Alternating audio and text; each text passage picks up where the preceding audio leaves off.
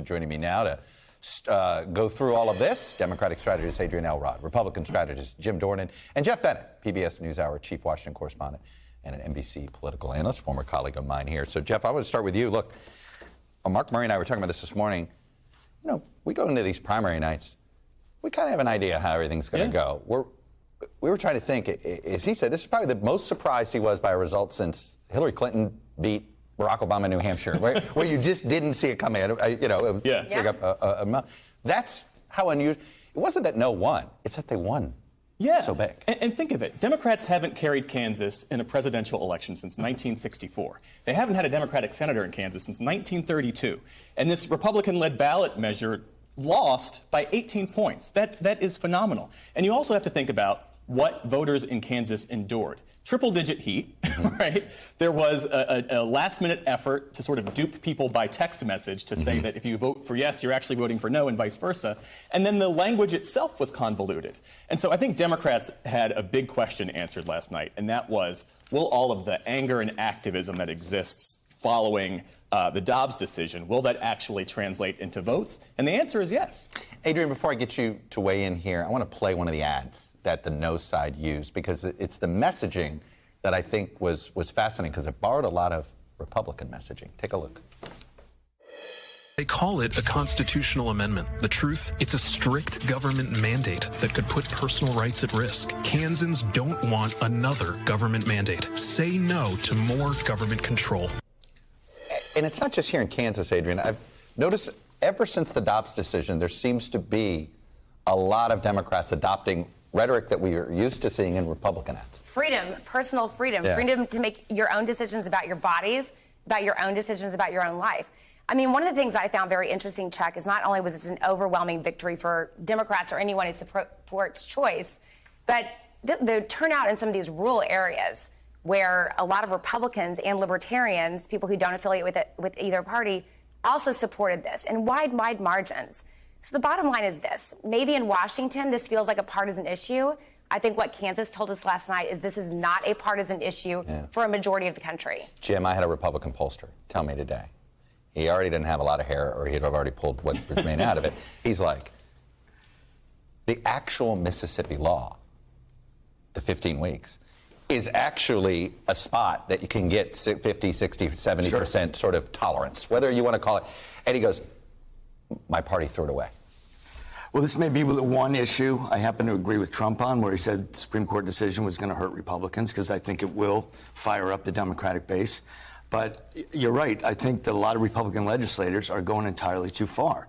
There is a lack of tolerance for going towards a total ban, Mitch McConnell, notwithstanding.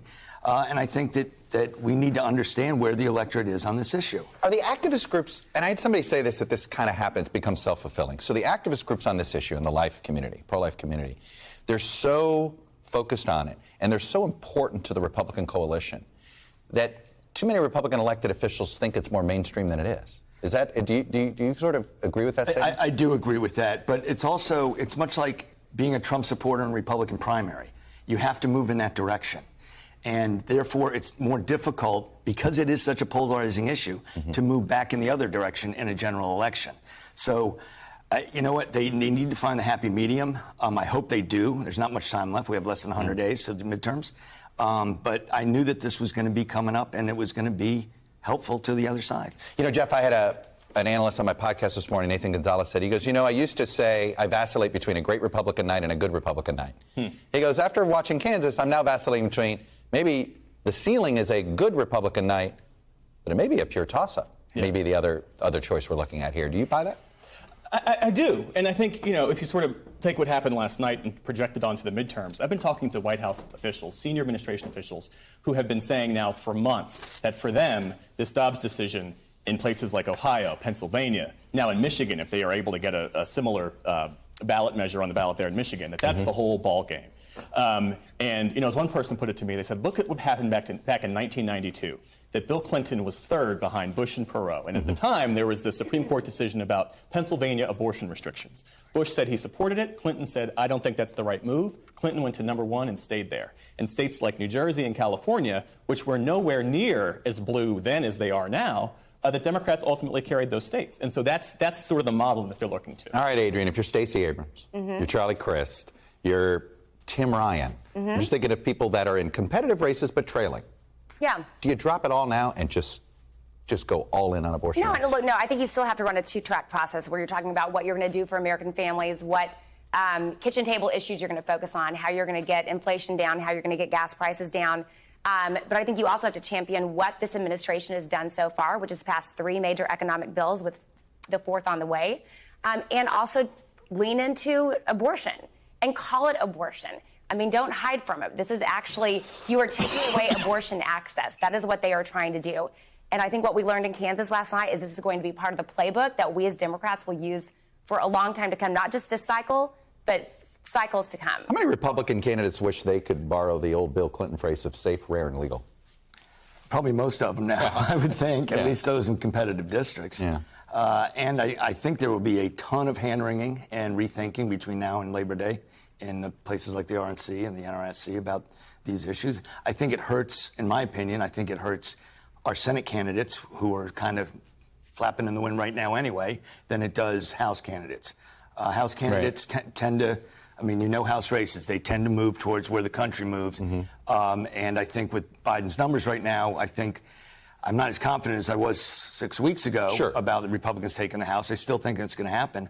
I'm completely bearish on Republicans taking the Senate right now. Look, it's one, and Monmouth, I feel like I'm not crazy about some of these generic ballots that are out there, but Monmouth today, I want to put it up there. You brought up the generic ballot, and we've seen this. The generic ballots have been all over the map. They claim a Democratic lead of +7, but the point is suddenly the generic ballot, Geoff, over the last 6 weeks has looked more like a generic ballot in evenly contested election years than it does in a generic ballot that's somehow going to be a wave election. There's no evidence anymore to me that we're headed for a wave election. I think that's right, and I think you take what's happening with abortion and how that's resonating across the country, and also the Trump factor, that you have these Republican candidates in these contested races in a primary race, so they have to be sort of like, wrap themselves in all things Trump more than they'd have to do in a general election.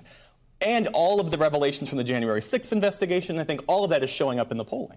By the way, speaking of Trump, we are now going to see something, and I'm just curious, where the only impeachment folks that are going to survive were in systems that basically don't have primaries, don't have party-run primaries. The top 2 in Washington, top 2, and maybe Lisa Murkowski, top 4 in Alaska.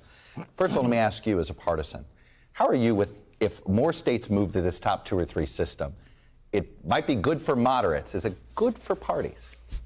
I think it depends on, look, I think a lot of it depends on the district. I mean, look, I'm a moderate Democrat. I would love to see more moderate Democrats and more moderate Republicans in Congress, but I also want to see us win. And this is the situation that we're in right now. We've got to figure out how to win, and we need, especially right now, to figure out how to mitigate our losses going into 2022. Jim, as a guy who spends a lot of time in Maryland politics, I think you'd love a top 4 system. But do you think the Republican Party partisans, they're going to fight these attempts to do this, aren't they? Of course they will, especially the Trumpers will, because that gives them less of a chance. And by the way, in Maryland, as much as they have, Trump just gave away another governorship. Right. Well, there you go. By the way, the Tim Kaine, Susan Collins bill, can it get, he watered it down to try to get more Republican support. Can it get 10 Republican votes? Yeah, which bill? It's Kaine and Collins, where they're trying to codify abortion rights. It's not what the previous bill was. It's closer to what used to be essentially Casey, codify Casey. Okay. Can that get 10 Republican votes? I think you can get to 9. I don't know who the 10th would be. And this had come up before when I know that Susan Collins was trying to whip some votes around. And the Republicans and even some Democrats would even say openly they don't know how they get to 60. Well, and that's the issue. Some Democrats are uncomfortable agreeing to some restrictions, right? Exactly. Yeah. But look, the bottom line is if I was a Republican right now and I looked at what happened last night, I would find every way in my power to support this bill. To get on that bill. And there are a couple guys that could. I mean, Richard Burr, Rob Portman, guys that don't have to face the election. Retiring. Yeah. They have to do it quickly, though. Does Mitch, you'll know if Mitch McConnell thinks it's a way to get the Senate, if he sort of tries to push it to see it happen. Also the gay marriage bill, I think, will be a key as well. Yeah, it is something to watch. Adrienne, Jim, and Geoff, thank you all. Sure.